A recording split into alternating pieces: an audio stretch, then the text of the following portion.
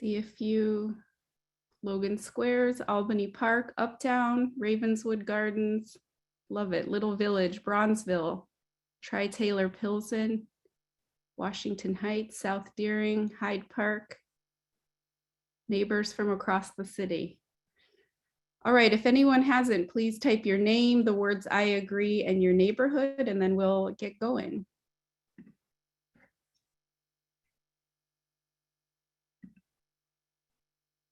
I'd like to turn it over to the advisory committee co-chairs to give a brief introduction of themselves.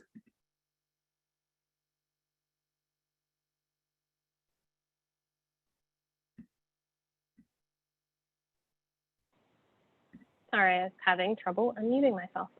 Good morning. I'm Christina Harris, Director of Land Use and Planning at the Metropolitan Planning Council. MPC is a more than 80-year-old nonprofit policy and planning organization that is dedicated to shaping a more equitable, sustainable, prosperous, and civically engaged Chicago region. We accomplish this mainly through policy advocacy work, as well as working in partnership with other organizations. I am also a landscape architect and have worked on planning and landscape projects across the Midwest. I am very happy to be part of this advisory committee, especially as it relates to ensuring that the principles of equity and resilience are being held within this process, and that we are keeping the themes alive of accountability, historical reckoning, and community engagement.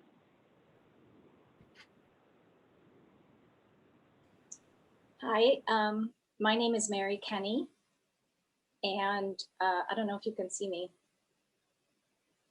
Anyway, my name is Mary Kenny. I'm a lifelong Chicago resident, and I run the Government Affairs Unit for Bank of Montreal, which is BMO Harris here in Chicago, and also have been working at the bank to renew our commitment and organize our philanthropic and community development efforts to have more social impact in our communities. And recently that work and review culminated in an announcement of our BMO Empower initiative, which is a $5 billion commitment over 5 years to fostering through lending, investing, giving, and engagement in our local communities. We're trying to tackle barriers to inclusion in the financial services industry to create more opportunity for recovery and success. So the work of the committee here today really aligns with the professional work that I've been doing on behalf of the bank as well. And we're also very proud, as part of the BMO Empower umbrella,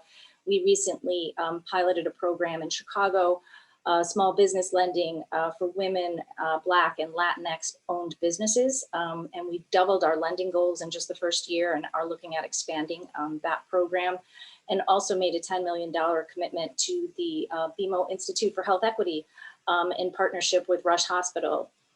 So I think a lot of the work that the committee is focused on here today is work that I carry over into my professional life on behalf of the bank.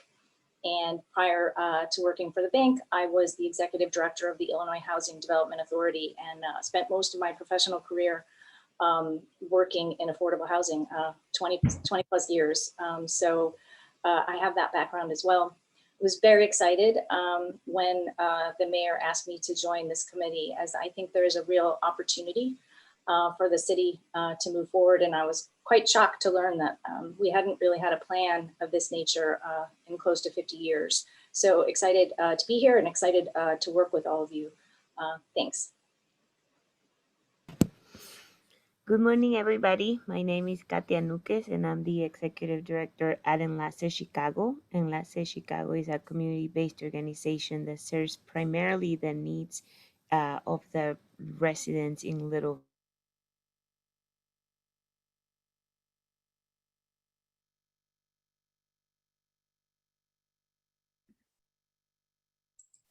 Katia, sounds like we might have lost you. Village. The mission of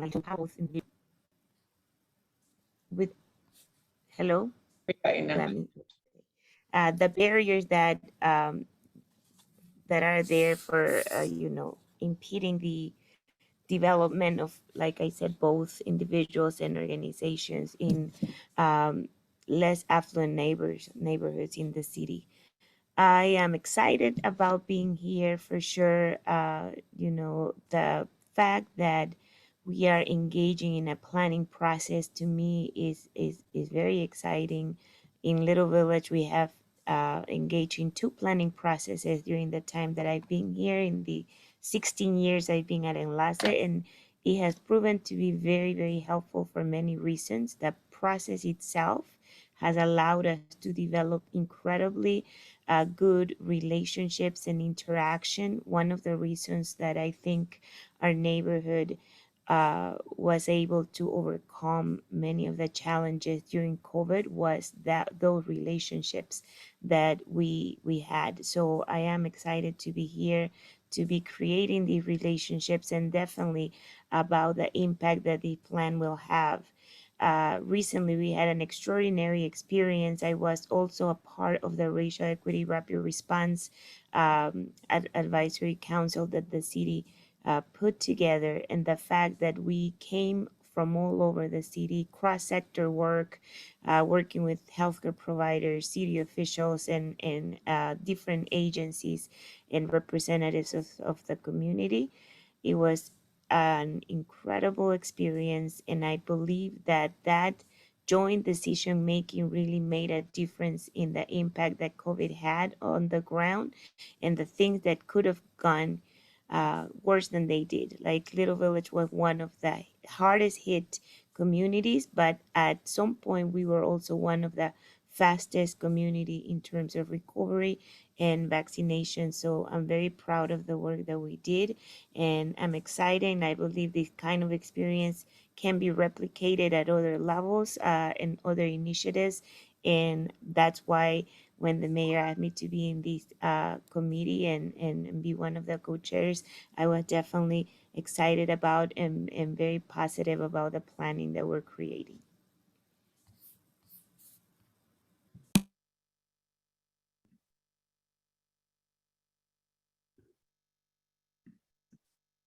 Thank you so much. Now I'm going to ask Juan Sebastian Arias from the mayor's office to walk us through some of the process and context. Thank you. Thanks, Courtney. And thank you, Christina, Katia, and Mary, too. I just want to give an extra note of gratitude, appreciation as co-chairs, since part of your role is helping us shape these meetings. So I just want to thank you for that, too, and for playing this critical role. So I'm going to start off, and Skylar and I will be talking for the next maybe 15 minutes or so and giving this overview on the planning process and context. And I'll just start with this guiding framework again, which I know we've shared before, but just want to keep it front of mind for you all. So as we've reviewed before, the guiding framework for We Will Chicago includes these 2 principles, which are the North Star of our plan of equity and resiliency, 5 themes, which are the roadmap for how our process is going to work, and then the 7 pillars, which are the specific quality of life drivers that we will be addressing sort of as chapters within the overall plan. And if we go to the next slide, I'll just do a bit of a double click on the 5 themes, as this is part of what we want you to also help us make sure that we're incorporating throughout the process are these 5 themes of We Will Chicago. So the first, again, is historical reckoning and trust building, which includes understanding the legacies of past plans and policies and how they've impacted or harmed communities, especially Black and Latino communities and other communities of color in Chicago, and also how policies have benefited some communities while burdening others. Building off of this includes building off of existing work, reviewing past neighborhood level plans so that we're not starting from scratch, and acknowledging the past when we're building our recommendations for the future of Chicago. The Year of Healing, which is being led out of the Office of Equity Racial Justice, and Chief Equity Officer Candace Moore is a key part of this theme as well. The second theme I want to highlight is the systemic evaluation of equity impacts. I'll be talking a little bit later about how we are looking to incorporate this as well through the use of health and racial equity impact assessment tools. And this is really, again, acknowledging how we need to shift how government operates so that we're rooting all of our decisions in an assessment of data around impacts that policies or programs or new investments will have on impacts, looking at impacts across race, gender, ethnicity, disability, and more. The third theme is accessible and meaningful community engagement, so that we're meeting people where they are, acknowledging the different ways that there are for people to engage. Kathy Diggett from DPD will be sharing a little bit more about how we're incorporating or looking to advance community engagement throughout the whole process as well. But we really see that as key and critical to all of We Will Chicago, which is in itself at its core a pretty massive community engagement effort to make sure that residents of Chicago are informing the future of the city that we want to have. The fourth theme is around accountability through shared metrics and transparency. And we know that we can't impact what we can't measure. So building public-facing dashboards with high-level neighborhood by neighborhood information on the state of Chicago for residents is also a key part of making sure that We Will Chicago is something that is implemented and that we are tracking the impact that we want to have on the city. We're currently building a plan that external organizations can hold the government accountable around, and ensuring that we're transparently sharing information related to this plan and its implementation over time. The last theme of We Will Chicago is sustained interagency and cross collaboration. And this really includes breaking down silos of government so that we're bringing a whole of government approach to our goal of building a more equitable and resilient Chicago. And we've been learning a bit about how other cities, how some of our peer cities have worked to implement or to build in the implementation of their citywide plans across the city. And so we're also envisioning an implementation structure that will enable us to make sure that this plan becomes a reality. And so we'll do that, making sure that there are owners across government and across sectors for all of the recommendations that come out through the pillars itself. All right, thank you, Juan Sebastian. Good morning, everyone. Skylar Larimore again. It's an honor to be here. So excited to see many familiar faces from our kickoff meeting a couple months ago, and I hope you've had a great summer since then. This gives you another overview on our overall team structure. So on the top, we have advisory committee, you all, this group of people here today. I'll have one more slide in the future that talks specifically around your vital roles and responsibilities you'll play in this process. But you really do have this overarching of seeing the bird's eye view with us of everything happening within the citywide plan process and being our thought partners throughout the way as we navigate it together. To advance and create all of the pillars of the citywide plan, which you see here from housing and neighborhoods all the way to lifelong learning. We've assembled a crew of about 30 to 35 volunteers, community partners, and city staff who are driving some of the thinking and recommendations around each of these quality of life pillars within the plan. And you all as advisory committee members today will have an opportunity to hear how those first couple meetings are going from the co-chairs of each of these pillar research teams. Each of those teams, again, is comprised of volunteers, community partners. There are 2 co-chairs for each of those pillar research teams that you'll have an opportunity to hear from today, as well as the city and sister agency staff. And those teams are supported by one research lead in each one that will sort of take key questions and data variables that are arising to the top in each of the meetings and do more deep dive research and writing to be able to come back to the team with building on the insights that they've shared. We have a facilitation lead in each of those meetings that's external to the city, helping us navigate these challenging conversations and come to some consensus on each of the levels of the teams. We have a documenter in each of these teams. So we have a partnership with City Bureau that we're extremely excited about to ensure that we're living the value of transparency every step of the way. The documenters are creating reports on each of the research team meetings, as well as our meeting here today. And they'll be ensuring that we are releasing those to the public. We have all of the past documentary reports from the research teams already starting to get on the web now. So we're really excited about this component of the project. And lastly, artist organizer team, which I know Kathy will touch on, but again, this is our partnership with honeypot performance for teams of artist organizers that are embedded within each of these research teams that have already started to do significant community events in neighborhoods that are super creative to drive some idea generation and creativity around each of these research team topics. Next slide. All right, so your group, advisory committee roles and responsibilities. What are we gathered here to do together? This is a lot of content, but the first is pretty basic. So coming to these meetings every month, we will be live streaming these meetings in particular, taking the recording and making it available on We Will Chicago, because these meetings are a perfect way for residents of Chicago to get a really good view alongside you all, bird's eye view again of how the process is moving along and areas in which we can continue to strengthen it and shape it throughout the way.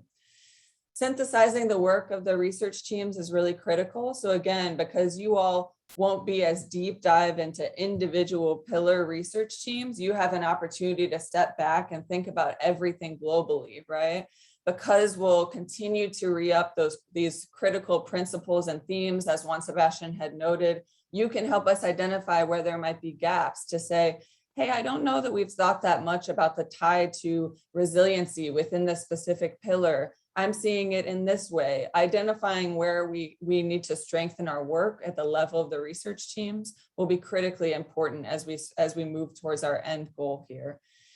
Providing feedback on the output. So today you'll have an opportunity to hear from the co-chairs of the work so far within the research teams, and that will be the first of many opportunities to provide some comments both during these meetings and offline in written form to strengthen their conversations as they happen. And lastly, discussing cross-cutting ideas. So there's a lot of things that have started to emerge at the level of the research teams that are actually cut across lots of different pillars of the plan. So you all can help us identify those, and we'll have targeted conversations on those things that can't be siloed, that can't just be put into one pillar because it really touches multiple variables. Thought partnership is critical. So we're going to start to talk about a number of these very exciting initiatives within this bucket here in different meetings of the advisory committee. So at the same time that you're helping us shape the products and output and process of the research teams, we're also going to have these specific initiatives that we hope to go super deep in the weeds into, and you can be our thought partners specifically on those to strengthen those efforts too.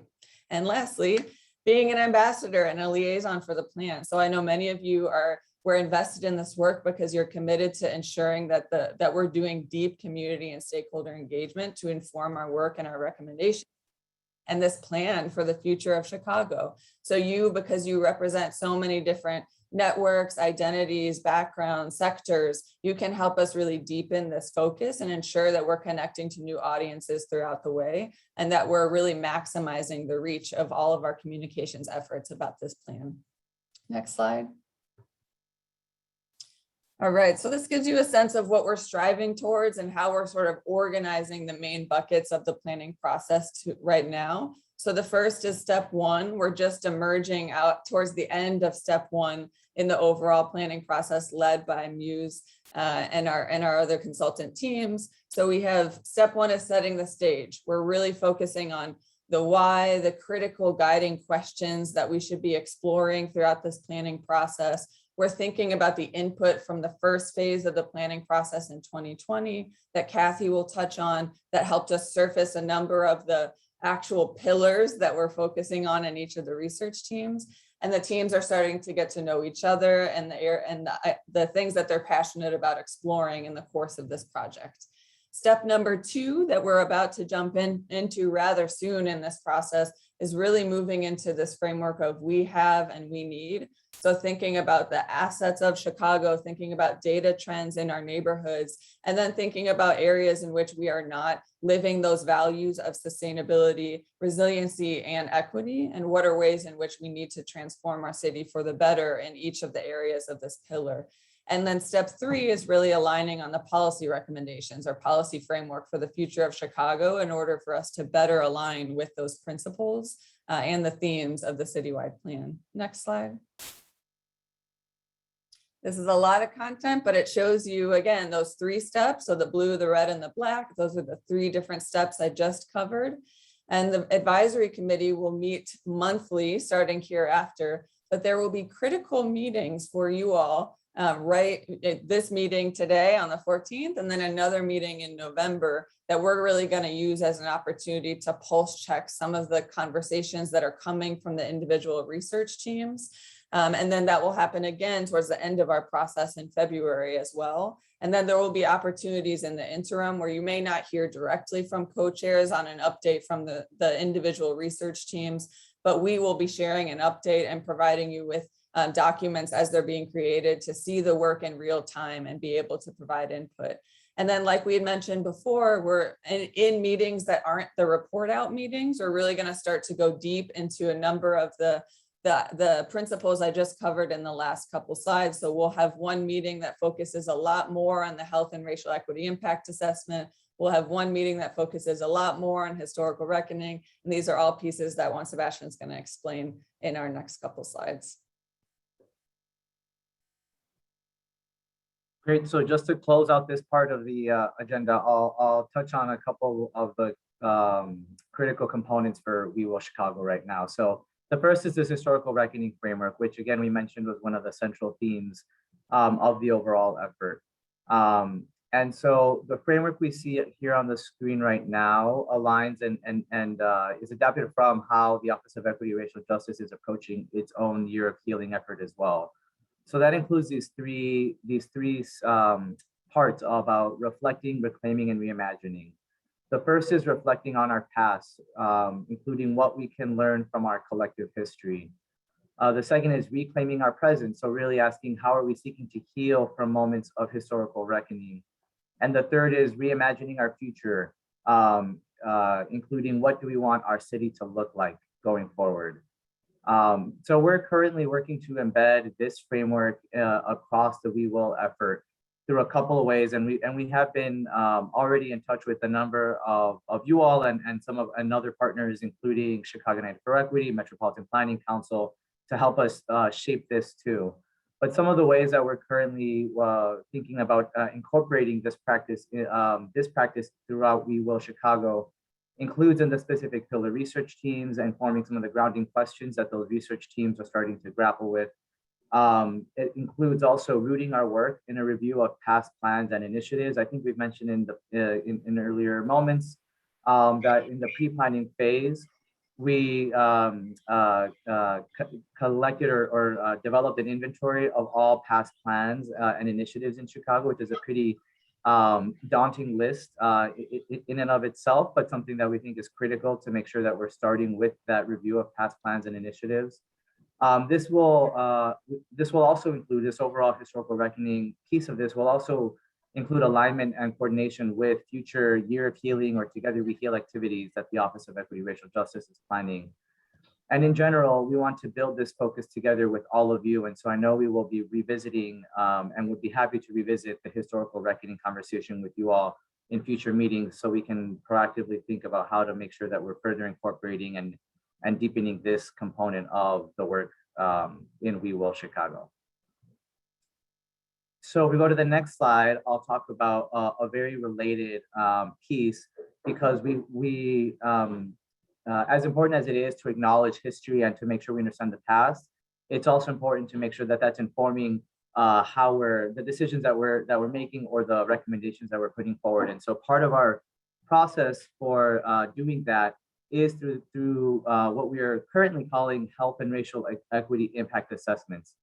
And so as a part of We Will, the Department of Public Health, working with the Office of Equity and Racial Justice and other partners, including Metropolitan Planning Council, Illinois Public Health Institute, and Muse, are currently designing a Chicago toolkit that we're calling a health and racial equity impact assessment, bringing together components and best practices from racial equity impact assessments as well as health impact assessments. And we have a couple examples of those up on the screen too. So what is a health and racial equity impact assessment? Simply put, it's a community engaged process that helps us, that takes us through a intentional, structured way to assess positive and negative health impacts that could result from a proposed decision and also understand potential equity impact. So who will benefit from this decision? Who will be burdened by this decision? And what are the communities that are going to be most impacted by the decision? And how do we make sure that they are informing this assessment as well? As an end result, an HREIA process also develops recommendations for how to make that policy or project or program proposal more racially equitable, so that we're maximizing benefits and minimizing or mitigating any threats or burdens. So how does this fit into the citywide plan, or how are we approaching it? An HREIA is a process, and it's also a series of questions that we will be incorporating at the pillar team level, at the work of the pillar research teams, as well as within this advisory committee, to make sure that we're evaluating components of our work along the way for potential disparate impact on health and racial equity. And again, we'll use a future advisory committee meeting to dive into this a little bit more deeper for your feedback. And Kathy later on is going to share a bit about how this also fits into the timeline and the sequence of meetings that we've been starting to preview a bit too. And I think with that, I'm passing it over to Kathy. Good morning, everyone. Thanks for being here. So you can go to the next slide. So I just want to give a little reminder of how we've done engagement so far, and how we're trying to hear and look at best practices and just expand in ways that we can within government. So we started, as typically looking at other cities, what kind of pillars, what kind of topics have other cities started with. And as you can imagine, there's a lot of similarity across cities as to what you would focus on, those quality of life drivers. But what we wanted to do, and we did this in 2020, was to ask people, what do those drivers mean to you? So we did an exercise with focus groups with people from around the city. And as you can see here, just to say, what does economic development mean to you? What does housing and neighborhoods mean to you? And that was really the starting point for these next set of conversations. So where we identified the 7 pillars, and actually as one of those, we added another one because we heard about lifelong learning, and we heard about education in different forms, but we put that one pillar together. So that's how we evolved to the 7 pillars. Next slide. So we have a number of channels or ways of doing this. First of all, this structure, all of you are one of those channels. The engagement, the advisory committee, and all the research teams are one of the main ways in the beginning to get, I would say, deeper input from people across the city. So we have artist organizer teams who are out in the community now. And if you have a chance, you should go see these. The way, not only are they getting different input, but the way they are asking questions and engaging people is very innovative and very different from the way that you would do it in an advisory committee. And we have here a number of community partners as part of these efforts that will be also doing meetings. We are in the process of developing a community meeting toolkit or a meeting in the box. And actually tomorrow, I will be sharing this with aldermen. Our commission is having quarterly meetings with all the aldermen, and we will be updating them for the second time about WeWill and introducing this concept of here is a toolkit for you to use in your community, and hopefully encouraging and providing training if they would like as to how to use that so they can engage their constituency. And then we will soon be doing more virtual forums and websites and surveys as a direct result of the work you all are doing in the research team, as we come up with the guiding questions, as we come up with concepts and things we would like people in a much broader public to interact with. Next slide. So, and I think you should, is there a click on this with the little circle? So this is the process, and these arrows, granted very high level visual, but it's meant to really illustrate that we want the engagement to inform the research teams, and we want the research team and the work of the advisory committee research team to inform the conversations that are happening in the broader community. So we will be doing different types of this as we move forward. And to the best that we can, we're trying to evolve that using the tools that we have in the city. So we go to the next slide.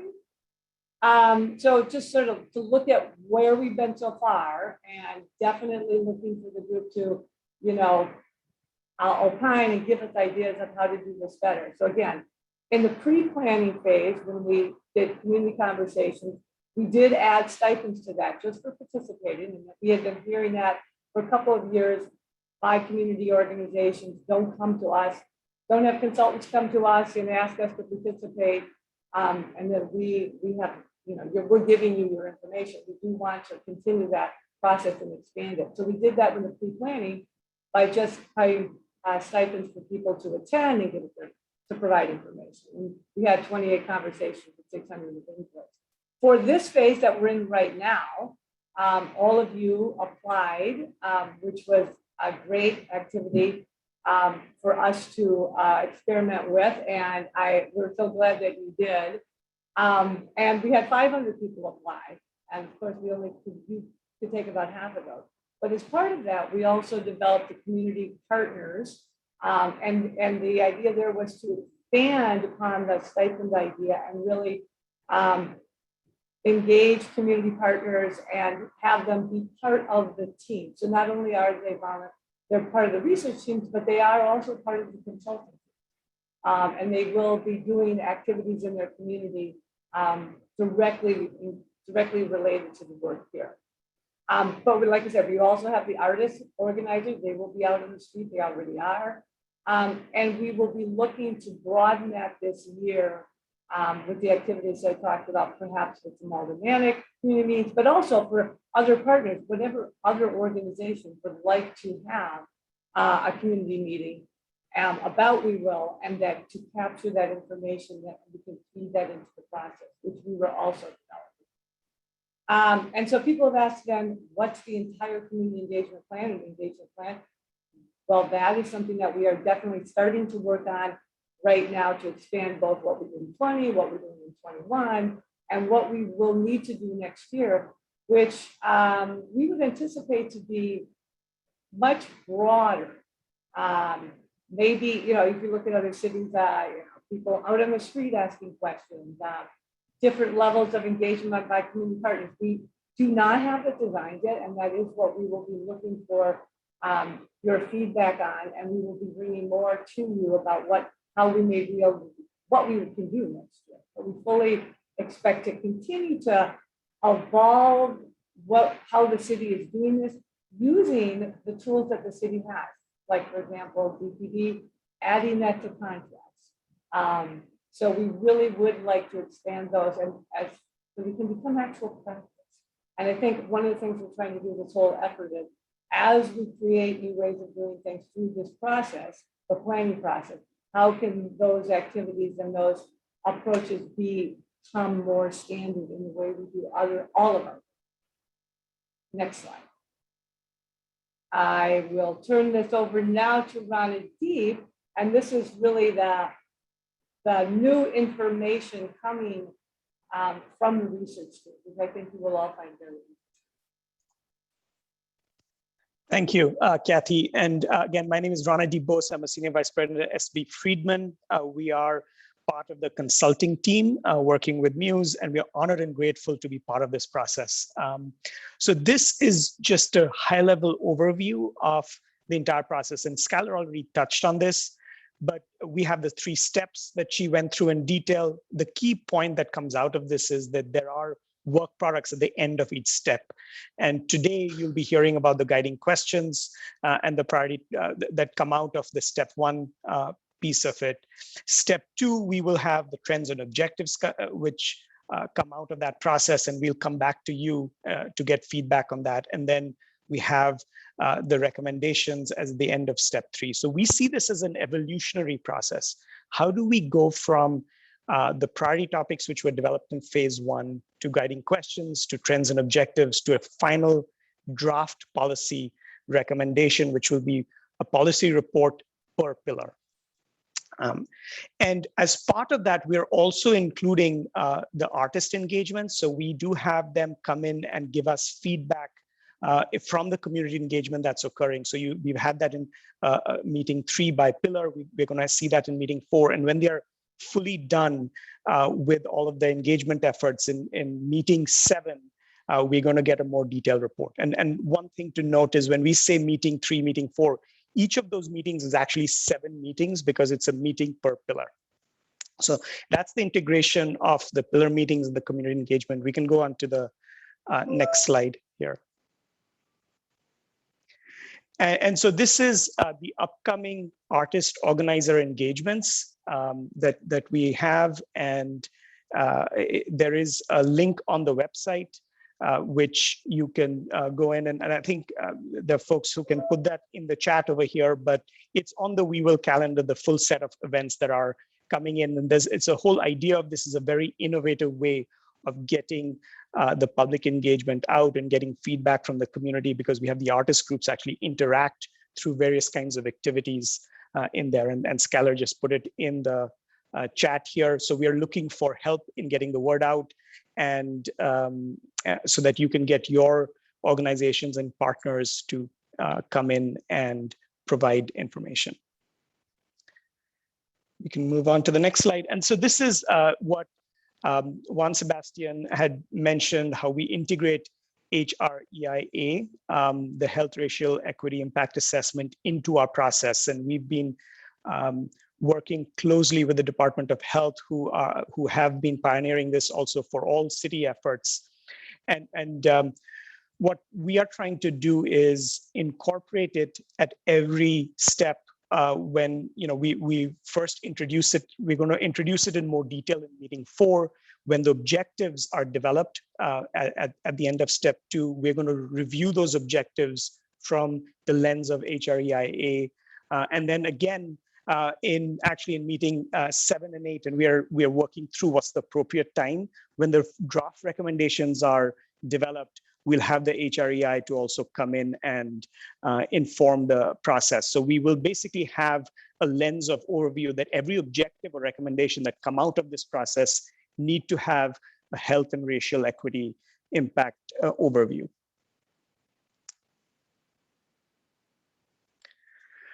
So now we are moving on to the work product that's coming out of this first step.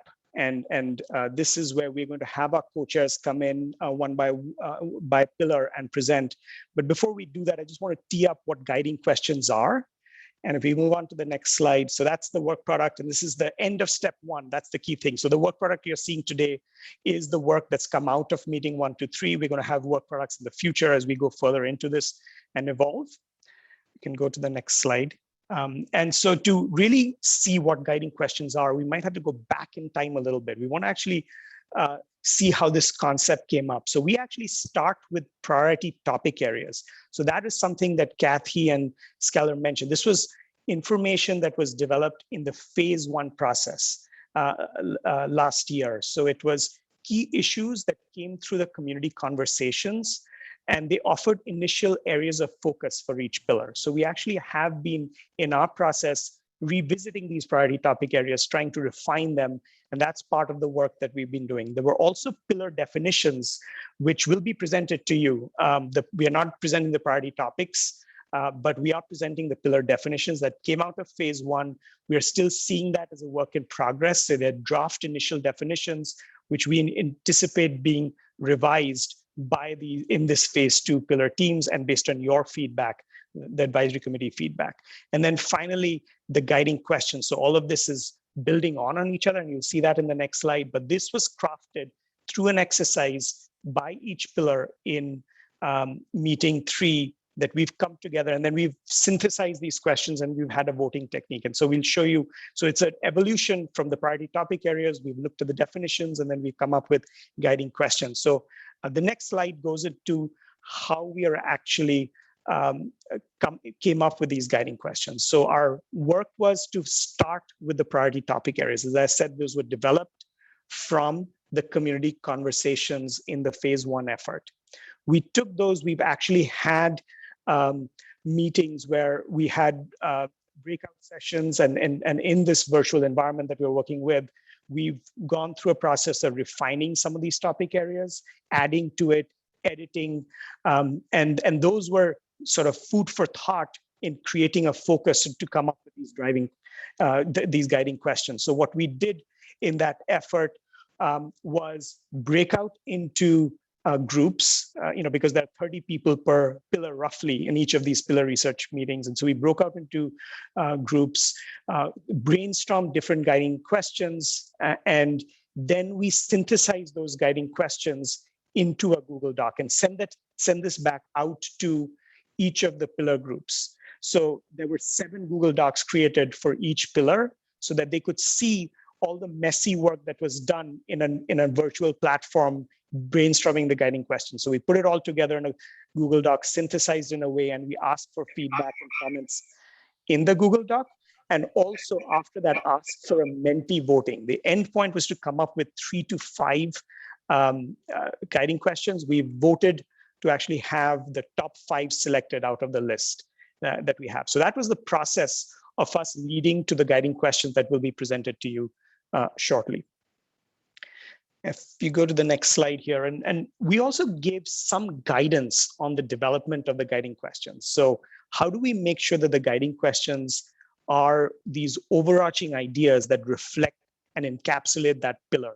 So we were, and this is just a sample, but what we were saying is on, let's say, the neighborhood question or housing and neighborhoods, if you have a question such as how can we improve neighborhoods, that's a little vague and too broad.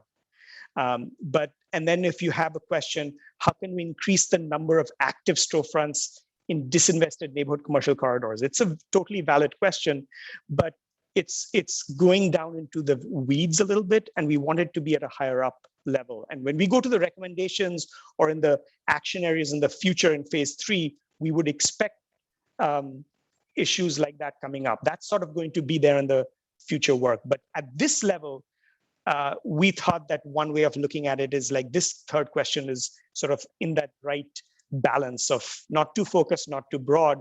How can we increase investment in historically marginalized communities? So it's identifying a specific need, and then it creates this opportunity for further discussion. So that's a way we sort of help develop these guiding questions.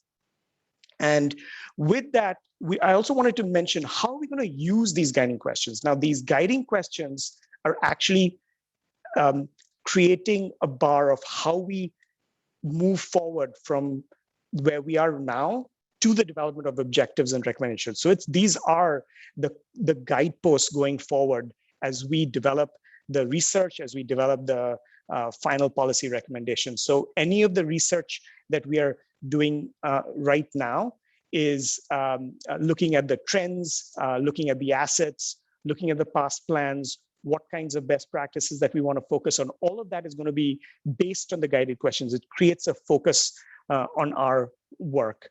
And then all the objectives and recommendations which come out are also going to build on these guiding questions and will inform the final policy framework. So, and we want to come up with 3 to 5 guiding questions. So as we come, and what I'm going to do right now is we're going to have, right after this, we're going to have the co-chairs come in and present. I'm going to call out each pillar, and I'm hoping the co-chairs can come in and present their definition and the guiding questions. But what we were hoping for you to consider, the advisory committee to consider some of these questions. Are these guiding questions that the pillar research teams have come up, are they resonating with you? What is missing? Are we missing a core concept related to that pillar? And then what are the cross-cutting ideas from the guiding questions? And we've done a little bit of our research, but we didn't want to give you what our thoughts were. We want to really hear your feedback and your thoughts related to these guiding questions. So these are some of the questions you could consider when we are getting the feedback from you. And with that, I'm going to start. I think that's the end of my questions. I did want to actually mention that obviously there will be a lot of information thrown at you. There are going to be many questions per pillar. And we are hoping to get your feedback now, if possible, but there's a lot to absorb. So you can put your information in the chat function while they are being presented. And then we're going to have a discussion after this. And we want offline presentation, like feedback as well. So we're going to create a tool, something like a Google Doc, which synthesizes all of these questions, and you'll have the presentation, as Skylar mentioned. So from that, we'll have a live document where you can provide comments, and we can together, along with the pillar teams, the advisory committee can help shape and refine these questions moving forward. So with that, I think we can move on to the next slide. Yeah, and Ranadeep, I just Yes, wanted go to share or remind people, the pillar co-chairs will join the advisory committee meetings at the end of every step for a report out just like this. So we are honored that they're here today with us, and we're going to ask that the pillar co-chairs turn their camera on so we can spotlight them for their presentation. We wanted the advisory committee to hear directly from them about where they're at, what they've come up with, even any, tensions or struggles with how they get there and how they want to move things forward, which I think is part of a question Maureen put in the chat that we will also answer. So arts and culture is up first, and we will spotlight pillar co-chairs. If you could turn your cameras on for us.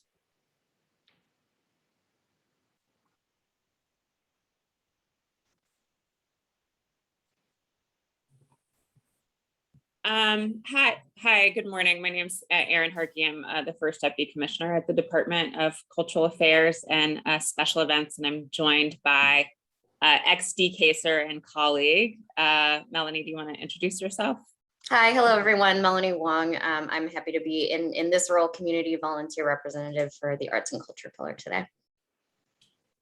So we've had just, like all of us, so just one meeting, and I think we were trying to land on the, perfect working definition for this project. And this is the kind of start of where we are headed. I think some of this needs, additional refinement, I think, to potentially expand how we're talking about arts and culture as not just an exchange of artistic work product, but a philosophy and an approach, right, to really utilizing creative talents and artists throughout different areas of city government to affect policy, community development, economic development, community health and vitality more broadly, not just an exchange or an appreciation of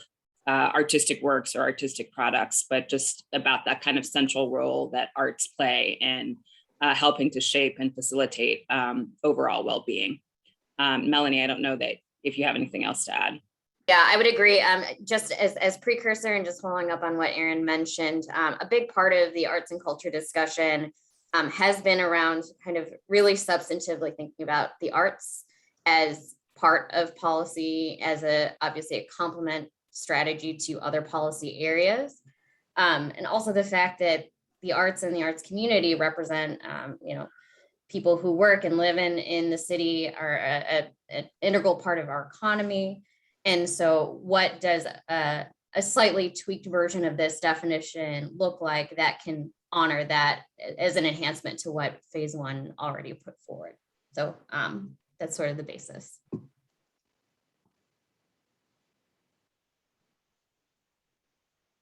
And I can kind of continue forward with the guiding questions as they're here articulated.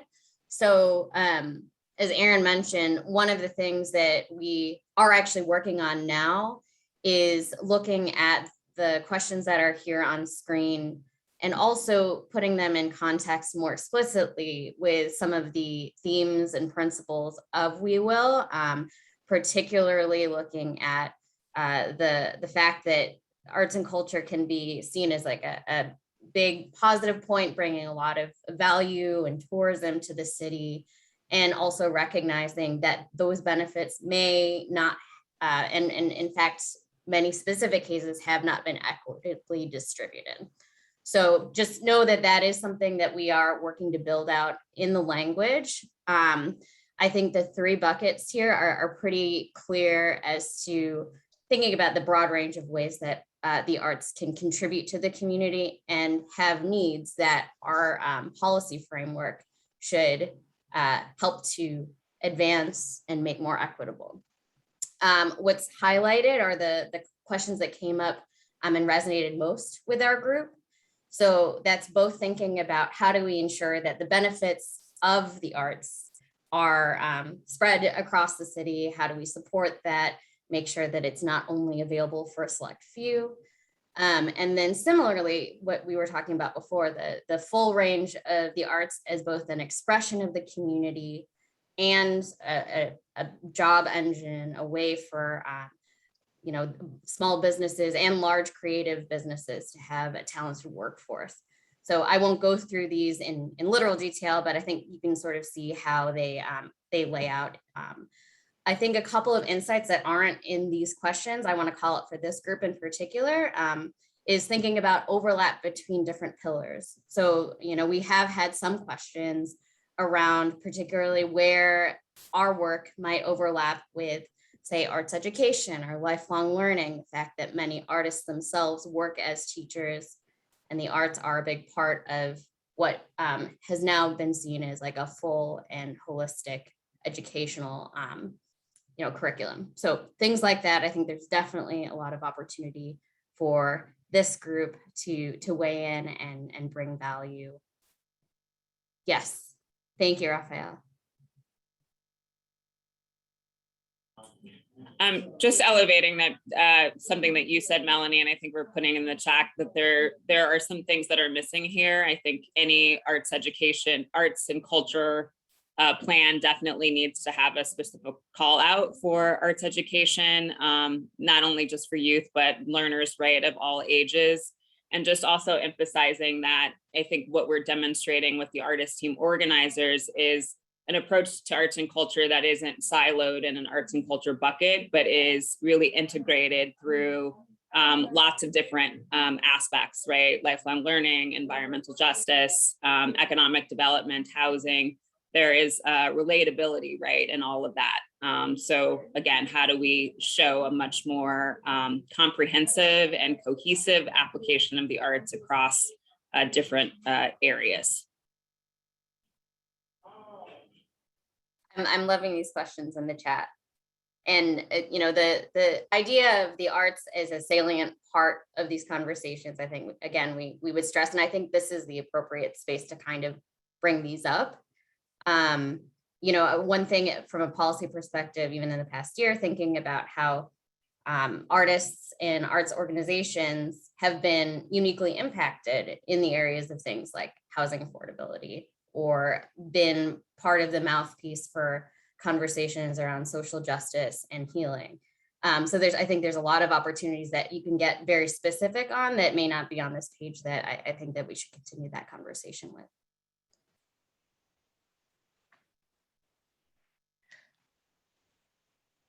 Thank you. Is this a good time to move on? Next up is economic development.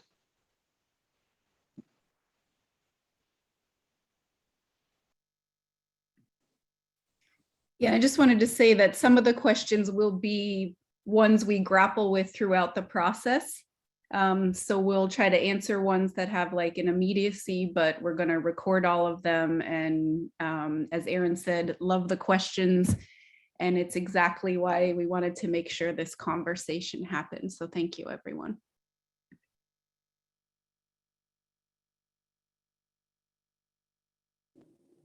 Okay, hi everyone. Hopefully you can hear me okay.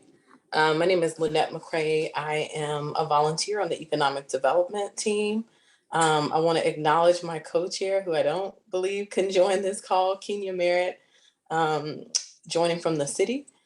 And so the slide that you see here is the working definition, as Ranadeep explained, that was developed in phase 1. And I guess, I think one of the things to note is that all of these are very much in draft form. And I know one of the things that we've been sort of kicking around within this definition is really the emphasis around equity for all. And so this is the definition that we have here. I'll let you all read that. And then we can go to the next slide. So as we spent time as a team laying out our guiding questions, the high level themes that really cropped up here that you can see are trust building, investing in people, particularly in Black and Brown communities and Black and Brown businesses, as well as investing in neighborhoods. And again, Black and Brown neighborhoods and neighborhoods that have been historically overlooked and disinvested. So it was really important for us to call out these things specifically in our guiding questions.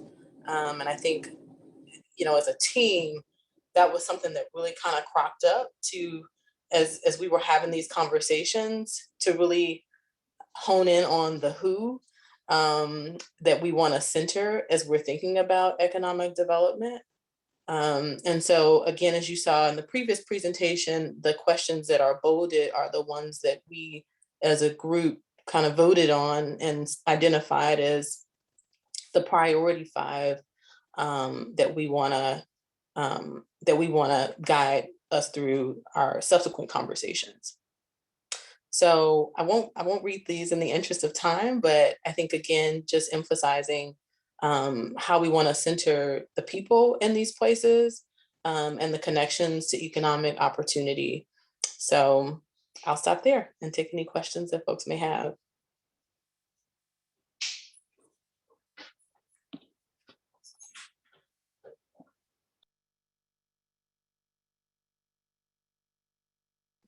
Sorry, and next up is environment, climate, and energy.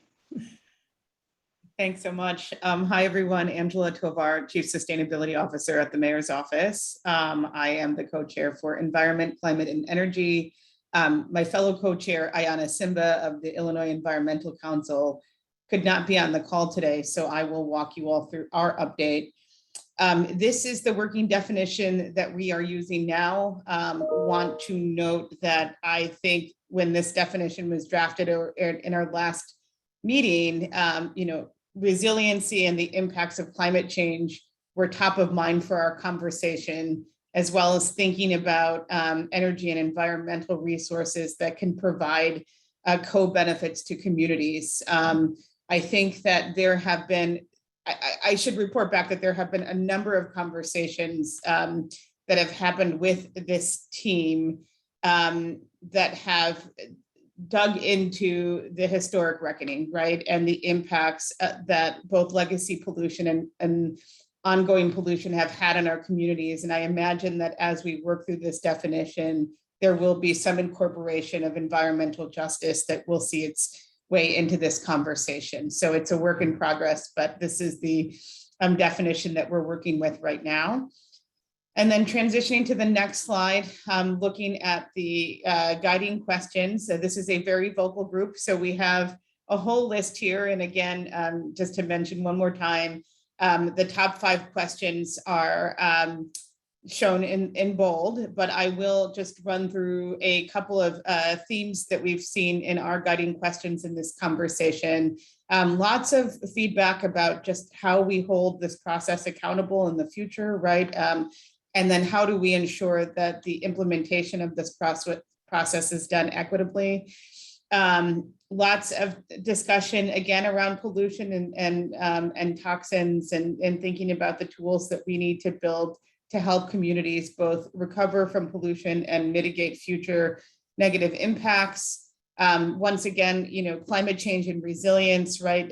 What do we need to do as a city or collectively to ensure that every community across the board can achieve resilience against the impacts of climate change? Many questions in this discussion about implementation.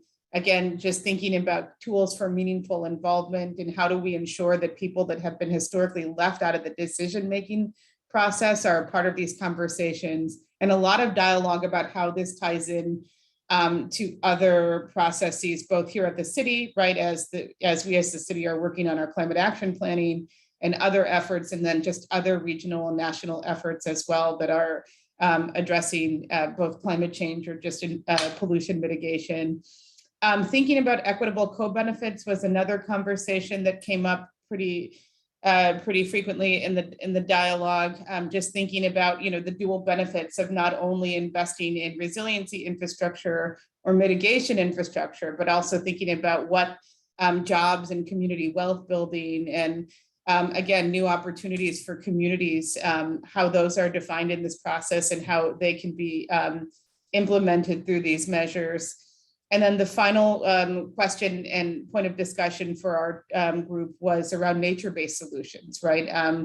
We want to ensure that we are not only thinking about this from an infrastructure perspective in terms of creating resiliency, but infrastructure in that there are a lot of nature-based solutions that we can incorporate, green infrastructure, trees and other measures that can bring about some of the changes that we need in this space. And so that's reflected in that guiding principle as well. And also we'll just end by noting that the broader dialogue really also, just like many others have reported back, many folks in our team noted how intersectional environment is as well, and expressed interest in ensuring that we are connecting the dots with some of these other processes that are happening.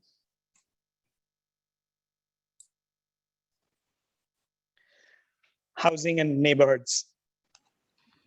Hi, everyone. My name is Cindy Soto. I'm with the Department of Housing, and my co-chair is Jessie Wang. She's not able to make it, but her experience is from being a community member, working with an alderman's office, and also being part of Policy Link's anti-displacement groups. And so our team has also been very active. We actually haven't been able to come back after the last meeting to review our top questions, but I will share those with you to garner some feedback and share it with the group as we go over what our top questions will be, our guiding questions. But our working definition of our group, also we didn't have many questions. I think a lot of us are probably like-minded and really enjoying the time that we're spending together. So I'll give you a minute to review the working definition that we came up with.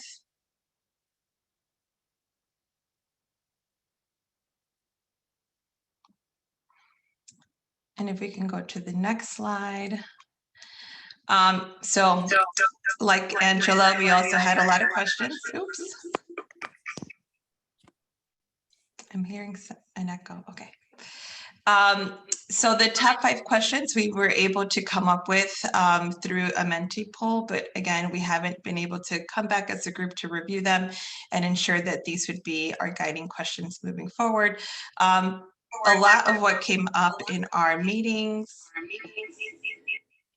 I think Sharzetta Reed, you might, okay, sorry. So a lot of the a lot of the topics that came up were around racial equity, anti-displacement. We also, took some time to really talk about just how we're really community driven in this city, where, one needs of a neighborhood might not be the same for another one. And so we took some time to talk about how does displacement look like for each neighborhood, because it's not a one size fits all. We were talking about the universal design for accessibility and inclusiveness. We were talking about the intersections of a lot of housing matters, related to safety in the neighborhood, accessibility to green infrastructure, or having, kind of more of like open space in the community where people can also thrive in their community. So it's not just focused in a home setting. So the top 5, and I'll just read them out loud. Any feedback that you can give us would be great. And there's more on this slide, so hopefully you can also review those. And if you have anything else to share, feel free to reach out. So the first question is, how can we develop deeper and more inclusive community engagement and accountability processes that inform, connect communities with development? How can the city invest in historically marginalized communities without displacement while protecting legacy residents? How do we preserve and increase the number and types of quality, accessible, and affordable housing choices available for all? How can we create accessible and livable neighborhoods that address historical inequities and go beyond provision of basic needs? How do we foster resilient and sustainable neighborhoods that are walkable and provide equitable access to services, amenities, and jobs? Thank you.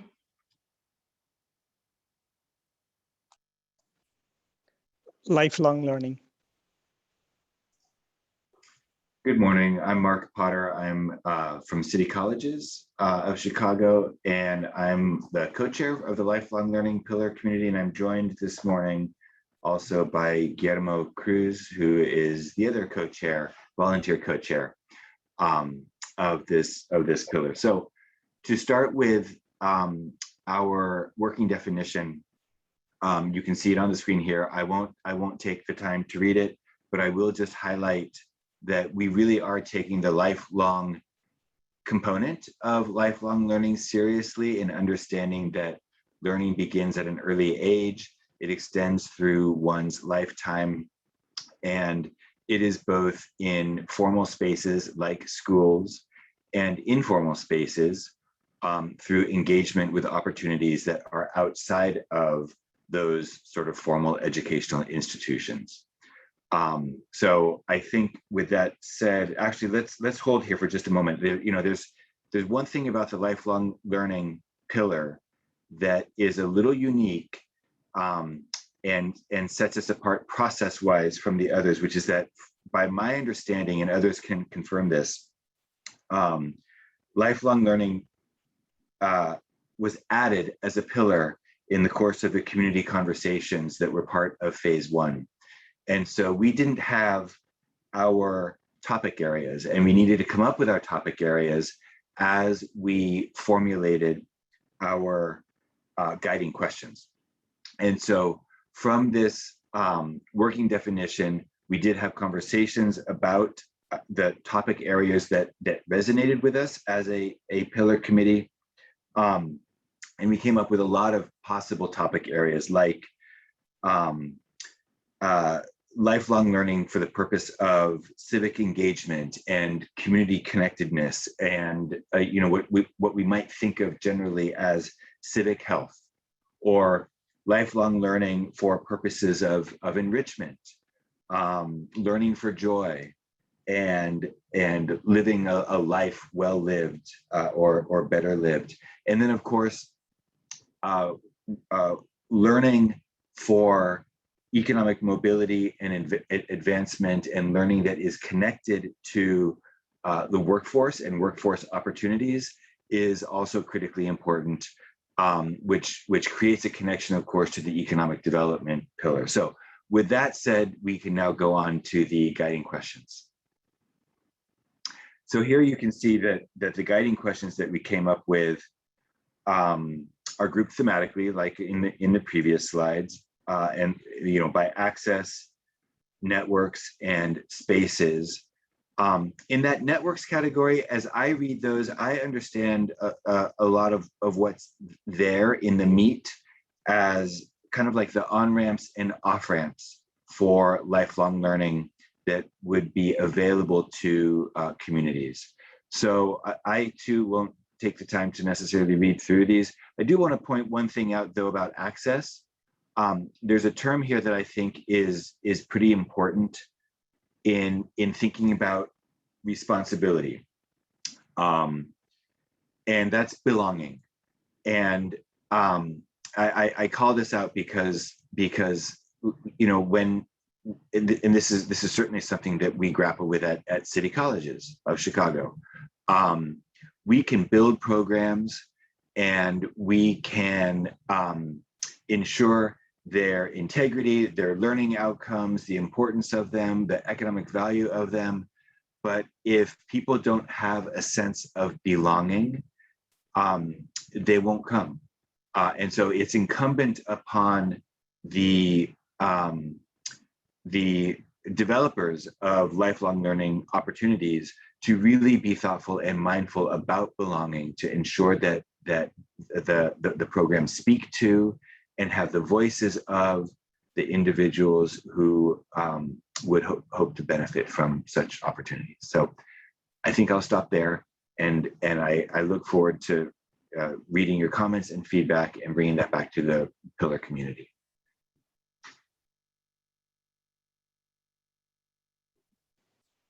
Public health and safety. Hi all, my name is Jasmine Valadez. I am, oh, can you hear me? Yes. Okay, perfect. I am co-chair with Norman and Kate. Some background on me, I work at a high school in Chicago. I have, history in nonprofit work. But I actually have limited capacity to talk right now because I am in the school building and there's students around. So I'm going to pass it over to Kate to run through the slides. Thanks, Jasmine. Glad to tag in. Kate McMahon, I'm with the Department of Public Health. And also just want to acknowledge our co-chair, Norman Kerr with the Mayor's Office for Violence Prevention, who had a conflict and was not able to be with us today. Similar to the other groups, we're really rumbling with our definition. And actually what our group has determined to do in terms of process was actually to dig into our guiding questions and some of our themes to help us better flesh out what we want this definition to be. But I think that there are a number of members on our committee who really see public health and safety is what we do collectively to ensure the conditions in which all people can be healthy and safe and well. And so you'll probably see some tweaks to this language from us in the next iterations. So with that, let's go to our guiding questions and I'll pull out some of our key themes. So this is a big topic. Public health and public safety is a lot to address in one pillar. And what you see our team articulating on is really a couple of themes. The first is on physical and mental health care equity. So how can we ensure equitable, high quality, trauma-informed, culturally responsive, and timely physical and mental health care services?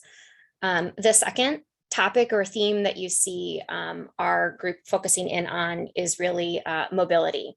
How can we ensure equitable access and safe freedom of movement for all Chicagoans?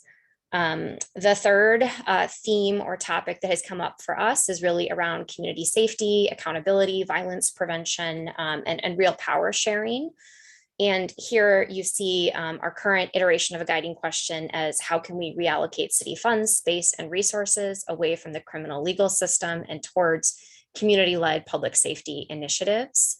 Another big topic for our group that admittedly we had a little trouble getting into one question, but this is our first attempt. And so we're very welcome to feedback on all of these, of course, but I think especially on some of these big questions is really around the root causes of health inequities. And we know those to be the social and institutional inequities. So here you see us asking, how can we have equitable distribution of the social determinants of health to address the underlying root causes of health inequities? I heard folks talking about the intersection of health and environmental justice before. That very much has come up in our pillar team discussions as well. So this kind of topic or theme around healthy built and physical environments. And so here we have, how can we promote environmental justice through equitable decision-making from planners, developers, and communities?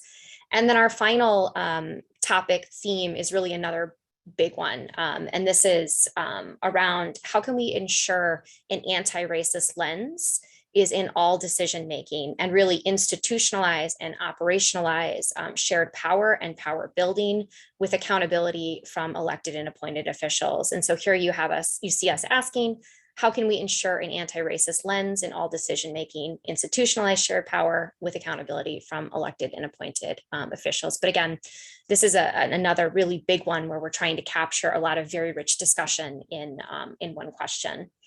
So I think I'll leave it there. And again, we're very open and welcome to all of your feedback. And we really look forward to thinking about how we intersect with all of the other pillar areas, which we know to really be the drivers of health inequities that we see. Thanks. And then transportation and infrastructure.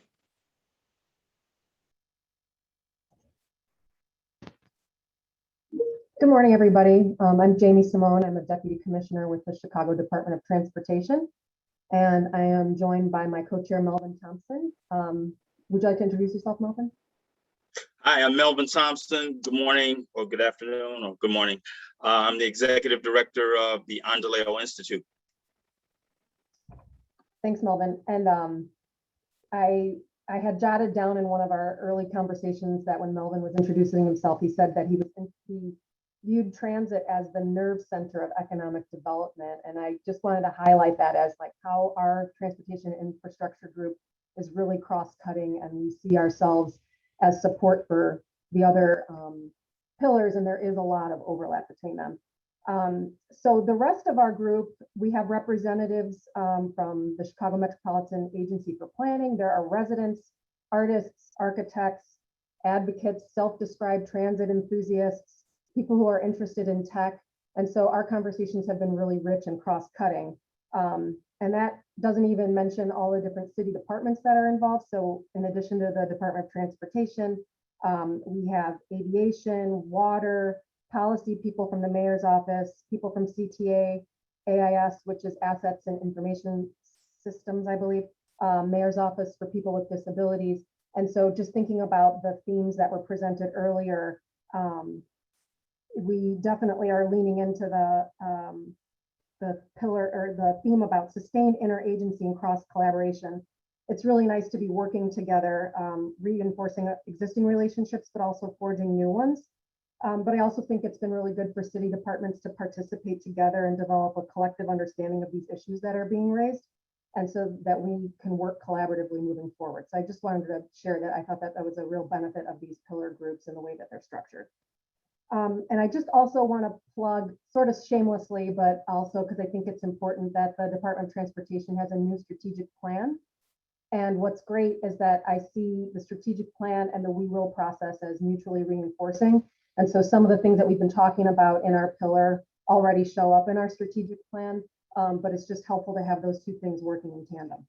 So here's our definition, and I will admit we have not spent a lot of time on this definition, and we need to get back to it to make sure that it's as inclusive and comprehensive as we want it to be.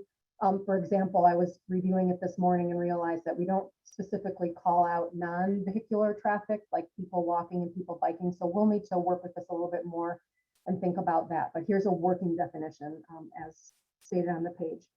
You can go to the guiding questions next. This is also something that we need to review some more. As you can see, we have a lot of questions here. It's a rich discussion. I think there's room for, there's a little bit of echo there.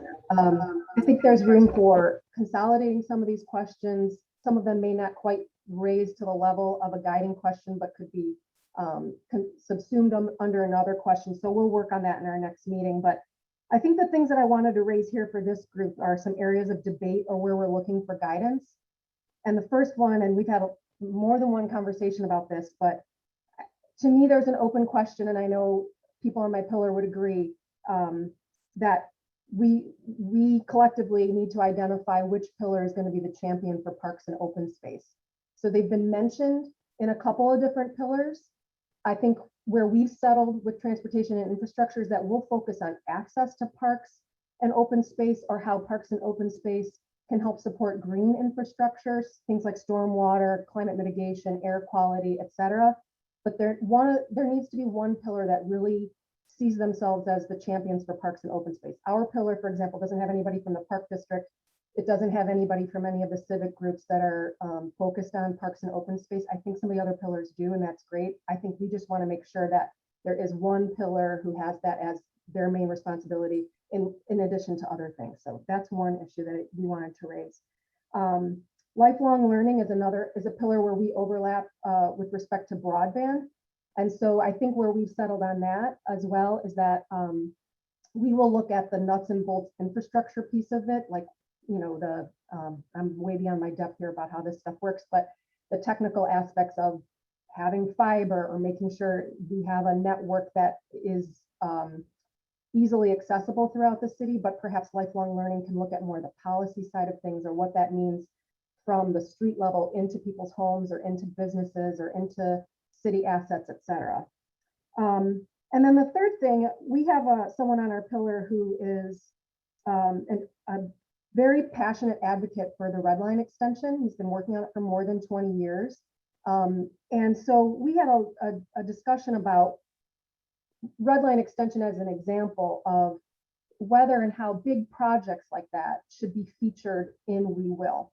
or if a project like Red Line Extension could be almost like a case study for things that the city has done well in advancing big transit projects, or things we can learn from the fact that it's taken 20 years and the legacy of South Side investments or lack of investments, and how we want to consider that moving forward. So one of the questions that came up after our discussion was just for consideration, I don't think it's typed up here on the page, but how can the planning and implementation of transformational projects like the Red Line Extension reflect community priorities?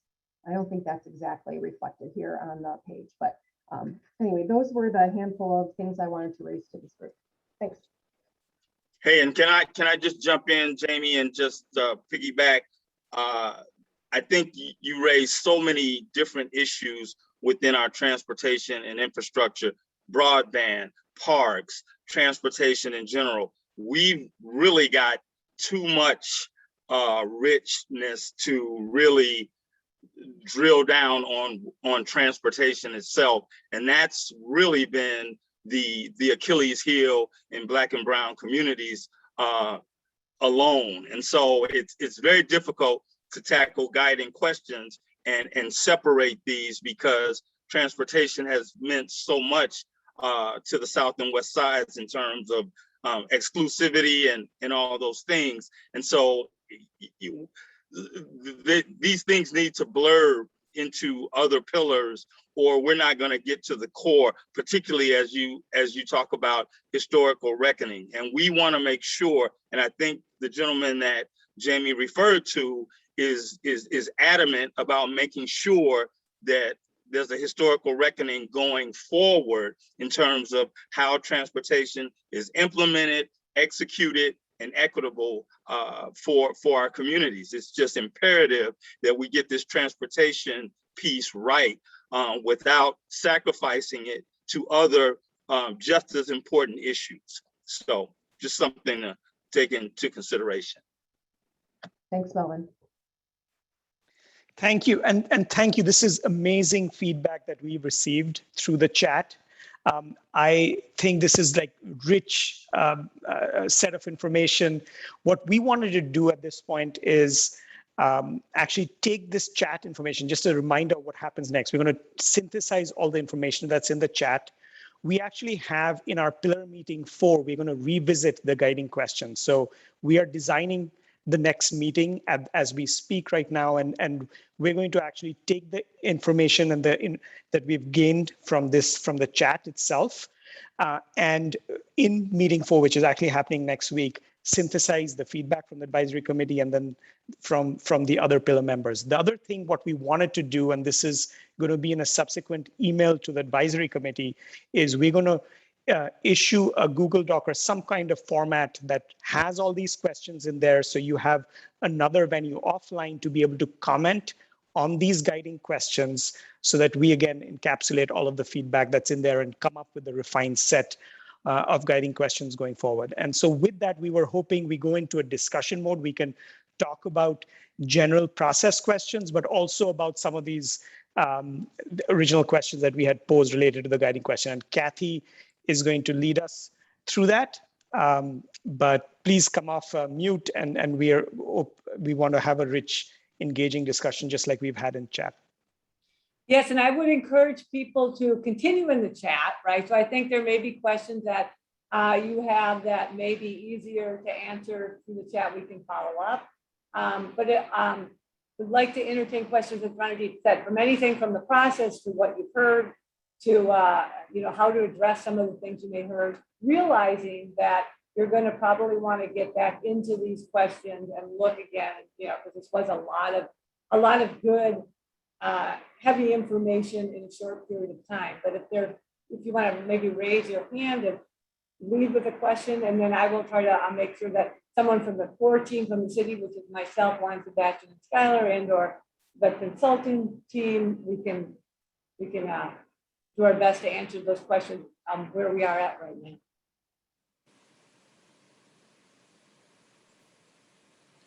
Kathy, I can't find my hand raised, but okay. I just, it's Mary Kenny from BMO. So I just wanted to make a couple of observations of kind of more global, because I think there's so much here and I've kind of been taking notes, and I want to start by saying wow, I just really appreciate all of the work that the co-chairs and the various members of the pillars have done, because it's a really thoughtful, I think, approach to each of the issues that they're trying to address. And there's so much embedded and so much is cross-cutting, as you guys identified from the beginning. Like there's so many of these issues that when you think about them, they're so interdependent upon each other. But I just wanted to take kind of a 30,000 foot view and give you some reaction from, my perspective as someone who's worked both in government and business and has lived in the city for a long time, because I feel like there's kind of some global issues that the city is facing, in my opinion, that we're not really taking on head on. And they may be underlying a lot of what we're talking about today, but I did want to kind of put them on the table. And so in terms of kind of like the historical issues, like I feel like we've covered a lot, but to me, one of the big issues for our city has always been the extreme segregation of the city and like the lack of integration, whether we're talking about race or economically, between the different areas of the city. And really thinking about that holistically and how we approach that, integrating our city in a better way so that our communities are more vibrant. And I also think about kind of the elephant in the room for the city in terms of many of these categories, whether you're talking about economic development or any of these growth areas, is the stagnation and population loss that the city has experienced over the last 20 to 30 years, which is a real issue, especially when you're talking about economic development. It's very hard for a city to grow and for its residents to build wealth when you're losing population. And so, whether we're talking about being a more immigrant-friendly city or whatever, but we should be really, I think, focused kind of on those issues in a more global way. And the other thing that was kind of missing to me in the conversation is, well, I think we've done a really good job of looking at historically, like where our issues are and where maybe we haven't done so well and need to do better. We might want to be a little more forward looking as well, because, the next 10 to 20 years, not just Chicago, but every city is going to experience a lot of change. And a lot of that is going to be driven by changes in use. Whether we're talking about office buildings where, not everybody's going to return to work. I tend to think that that's overemphasized a little bit, but I think it is something that, we need to think about. We certainly need to be thinking about the change in use in our retail around the city. I'm sitting in a downtown office today, and I can tell you every day that I come in, there's another vacancy.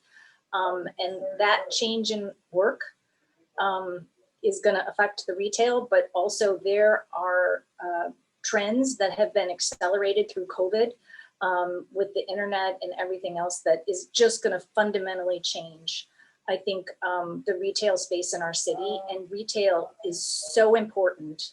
I think as we look at the West Loop, we can see that millennials are drawn to active communities with restaurants and storefronts. And so, this kind of goes back to the population issue, but we need to kind of be thinking about, as we're thinking about all of these categories, whether it's, economic development or arts and culture or whatever, how we are going to reutilize, that retail space, and also rethinking like, some of our public assets like libraries, which are going to shift. And so that probably cuts against a number of categories as well. But those are kind of like big picture issues that I just kind of wanted to squarely put on the table for all of the pillars to be thinking about, because this isn't, in some ways we're having this historical reckoning, long overdue, and good that we're talking about it, but we need to be thinking about it in a futuristic way in terms of the trends that we're seeing both in the city and nationally.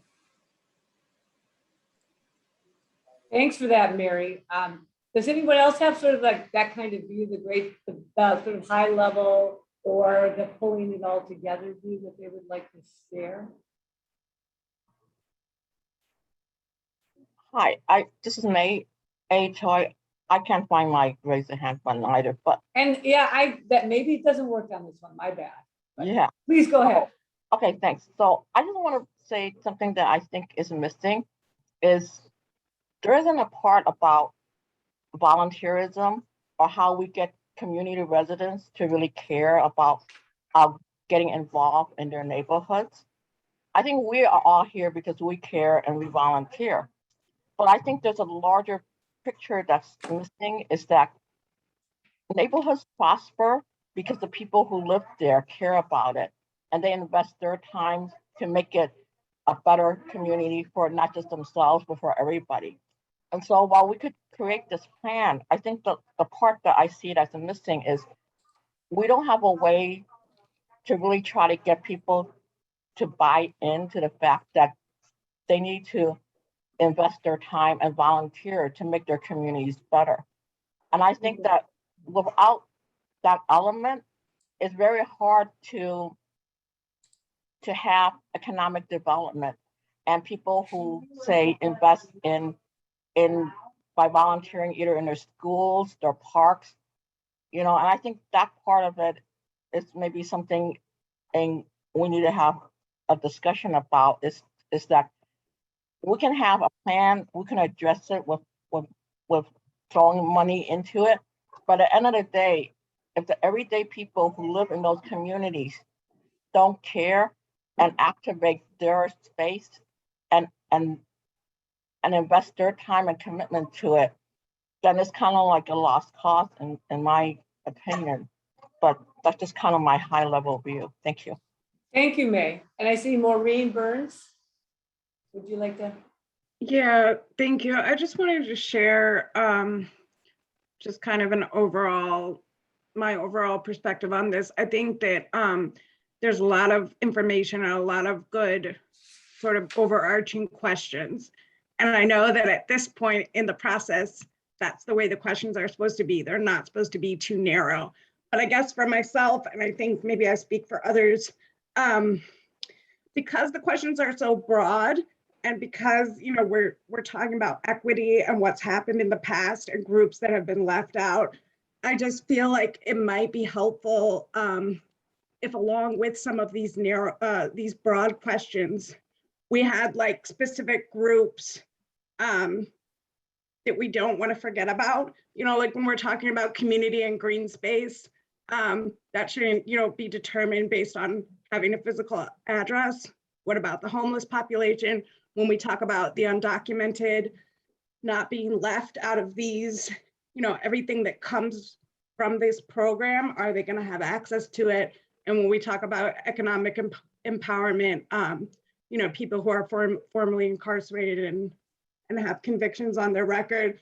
And then similarly, when we talk about doing all of this, the accountability with the people who do have power in these communities, the corporations, the city, the cops. So that's just kind of, for me, from my perspective, I think everything is great, but it's like automatically alarm bells are going off. Like, let's not make this so broad that we forget about everyone who's usually forgotten about. Thank you, Maureen. And I think knowing where we hope to be going, that we will be focusing more on those broad questions and then how they impact all kinds of different populations, both on a positive and a negative side, and then getting that kind of input.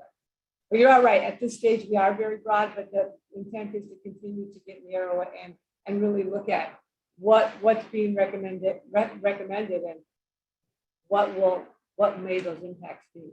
So thank you for that. Ellen Shepard. Thank you, Kathy. One of the things that keeps coming up with me, and I don't know how it gets built into the pillars or if it just needs to be built into the project structurally, I'm not clear on what the and then what is about this process and how it actually then has teeth in terms of public policy and decision making, both beyond the current mayoral administration, but also with connectivity to decisions that are being made at city council. Typically when there's a master plan, it's actually sort of lays down some sort of legislation where we say, this is what we're going to invest in budgetarily. This is what we are going to do and what we're not going to do. And so I haven't heard yet what the thinking is about how this becomes an actual guide and how anything that comes out of it gets funded. I realize that, you know, there's sort of the, if you build it, then things will start to come aspect of it too. So I don't mean to kill the thing because we don't know everything about it yet, but I do feel like it's important to be thinking about it from the start. You're right. The great question it is, and that actually is one of the reasons that we're our department planning is going to try to keep the aldermen updated as we move along. And like I said, we'll be talking with them tomorrow because, you know, the typical process for plans, and again, this one is not like any we've done in the last 60 years, but you would take it to Plan Commission, which is an advisory body, and they would vote on it. And so when Plan Commission would look at new projects, they should have those plans in mind. And the planners who review plans look at these plans. But we are also looking at having this adopted by City Council. Few plans have been adopted by City Council, one back in the 90s, the City State Plan was, which had actual legislative recommendations that then went on another path that had to be approved, right? So the path, there were frameworks, there were goals, there were also, here's 20 implementation steps, of which several needed to be enacted. And part of that, I saw May ask a question about, well, Parks has a budget, right? The idea is to look at all the agencies across agencies, and this is the guiding principle. These are the guiding decisions for all agencies. So as we know, those are all legislative, and those are all executive and legislative branch authorities. And so that's why, you know, we need a great product, we need a lot of engagement, and we need to go through those processes. So that's what we're looking to do. So what we can say is that is our intent, to take them to these bodies and get that approval. And it would talk about how we align budgets. It would talk about legislative need. It might also talk about we need to do land use plans in communities. And here's how that should proceed, right? This is the kind of engagement we should have. So those are generally the way that we are thinking about moving it forward. No small task, but those are kind of the steps. Kathy, there's an interesting question in the chat from Michelle that is getting some traction about how brave are pillar research teams being versus playing it safe. I don't know if we have a brave co-chair volunteer who wants to address that, or what the tension is like. You know, as people have heard me say, this effort is unprecedented and ambitious. And so if any co-chair wants to speak to the playing it safe versus being brave, would love to hear. Otherwise, there are answers happening in the chat as well. Yes, is there a co-chair that wants to do that? Otherwise, we'll go to Jamie, and we'll come back to you, Cliff. I see you got your hand. Okay, I didn't know if Cliff was a co-chair too, if I didn't want to. Okay, I put this in the chat, but I think my experience with the pillar is that there's, I don't know, over 20 of us, and most of us don't really know each other. And so we're still, this is what I said in the chat, kind of testing the waters together and trying to understand what people's interests are and where they're at. And I think we learned from our last session that we need to dedicate more time to just conversation instead of trying to get through the agenda that was set up by the consultant team. And I don't fault the consultant team for that. We're early in the process, we're all learning and we're adjusting as we go on. So I suspect that in our next pillar meeting, we'll dedicate a lot more time to conversation. And that way we have time to let the thoughts kind of breathe and marinate, and we'll be getting deeper into these topics. And I think it would also be helpful to have some sort of summary of this chat by pillar with some guidance for how to take the conversation deeper. And I have no doubt that the team that we have on the pillar will be more than happy to really dig in and be encouraged to go to the edge of the comfortable limits where I think we've mostly been sitting to this point. Although we did end with a really rich debate at the end of our last conversation, but I think it's great to hear that as feedback, and I have no doubt we'll get there. Are there any other co-chairs that want to speak on that? Have any thoughts on that?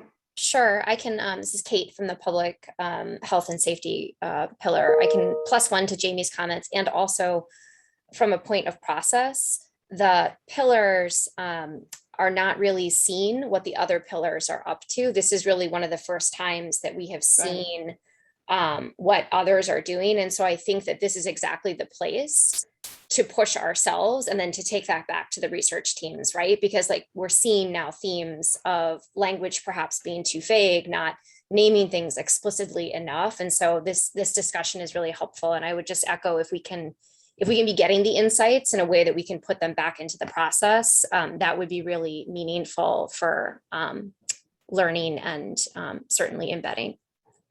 That sounds like a good idea. To encourage, I mean, everybody doesn't want to be the first, no one wants to be the first one out of the box. If they know everyone's trending that way, that would be probably encouraging.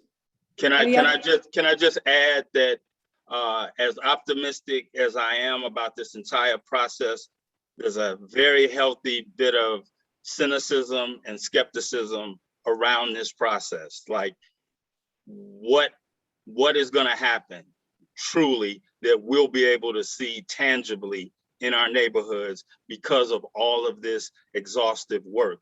And will this go on a shelf? Will a new administration come in and wipe all of this out? How will this be part of the DNA in the city of Chicago? And so if there is intention in your groups, then there's probably something missing, because to reverse the narrative that has been going on since the 60s is very difficult to do in one session. And so, I'm optimistic, but I just want us to have a rubber meets the road moment so that we can actually see things in our community change. Agreed, Melvin. And thank you for that. I'm going to get Cliff, and then I think I'm going to turn it over to wrap up to Skylar. So Cliff? Thank you. So going sort of back to one of the comments about long-term, how this all gets enacted in sort of legislative pieces, I would add that I think it's important at this moment for the research groups, and this goes along with actually what Melvin, you were just saying, to talk about what accountability means to the ideas that they're bringing forward, and to figure out how to incorporate that in something. I think we've seen, we could pass a law that has the master plan, that has some of the issues, but what does it really mean to incorporate accountability into that question of this master plan, to the ideas of equity and resiliency and some of the other principles? And I would really, really like to see and hear that conversation of what that means. I think a lot of these ideas, it's really great to have them in one place. It's really great to have them at the city, like thinking about how that can be incorporated into one guiding thing. But underlying all that is this question of, if they don't do it, how do we hold that accountable to those principles? What are the things that we're measuring against when we're saying some of these questions? So I would really encourage that conversation across the groups as well. And I do think we will be talking more about those things as we proceed, especially with the HREIA and other concepts and tools that we know we need to develop and enact, right? Because we have to measure in order to hold accountable. And so I appreciate that. And I think we will be getting to that as we proceed. And there is a lot, so please hang in there, and your participation is really important. So I'll turn it over to Skylar, I think, right now. Yeah, thank you, Kathy.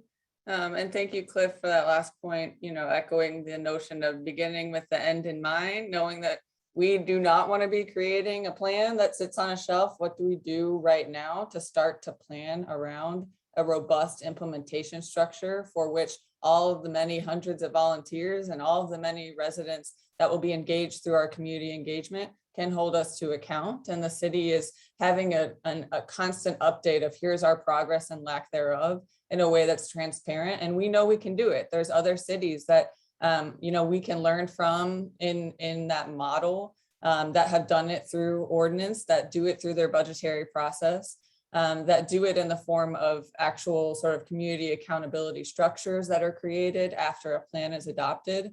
And I know all of you are excited to be part of an effort that is impactful for the future of Chicago and our neighborhoods. And so we're really looking forward to diving into that implementation piece as a deep dive in our conversations at the advisory committee level. And like we noted earlier, you all will be critical subject matter experts for us as we build out that health and racial equity impact assessment structure. So really looking forward to diving into that in particular in our next conversation, because many of the questions embedded in an HREIA get at questions around understanding the impact for, particularly communities of color that have been negatively impacted by policies in this area. And part of structures of HREIA include accountability conversations. So encouraging our research teams in their own networks and even outside with people that they don't know to have conversations that carry not just the work in the research team in a silo, but actually ensure that we're engaging in real time in community engagement to shape the outputs. So I know that's top of mind in every research team. We talk about, we don't just want to be the only people having this conversation. And to Kathy's earlier point about the synergy between community engagement, between all the feedback that you all are providing now that will strengthen these next couple of meetings of the research team. I hope you see that we see it as an iterative process, and you all are going to be our partners throughout the way in this messy adventure. And we're excited to be on this journey with you. I know we covered a lot of content today. I had seen in the chat, someone noted we haven't had as much of an opportunity even for you all to get to know each other, to be in dialogue in small groups. So just know that that's critically important. Today was content because we wanted to make sure you had the latest of the iterative questions that are rising up from the research teams. As Ranadeep had noted, we will share all of these slides and some synthesized comments out to you after this meeting. And then we will provide this information to the research teams, and the co-chairs can help report back from what they heard from our conversation with you all today. And then again, more time next time for actually deep dive dialogue, to hear your voices, for you all to get to know each other. Today was a lot of talking at you, and the wisdom that has already emerged from this group is so exciting. So really, really grateful for your time here today. We're looking forward to our next meeting that is October 19th. I can't believe I'm even saying that we're already almost in October, but please do be in touch in the interim. And please do keep our numbers and emails top of mind. We're going to be sending out this form of feedback in between meetings, but know that the city, the folks who are leading this process here, we're accessible to you at any time for offline conversations as well. And again, so much gratitude for you for being our partners in this journey. I hope to see some of you at some of the upcoming artist organizer events, if you're able to come out and attend and galvanize your community to be in support with those critical members of our team. We'll send out that promotion toolkit after this meeting too, so you can lift up some of those early opportunities for folks in your network to engage in the plan as well. And thank you, thank you, thank you. I hope you have a wonderful rest of your week, and we will talk again very soon.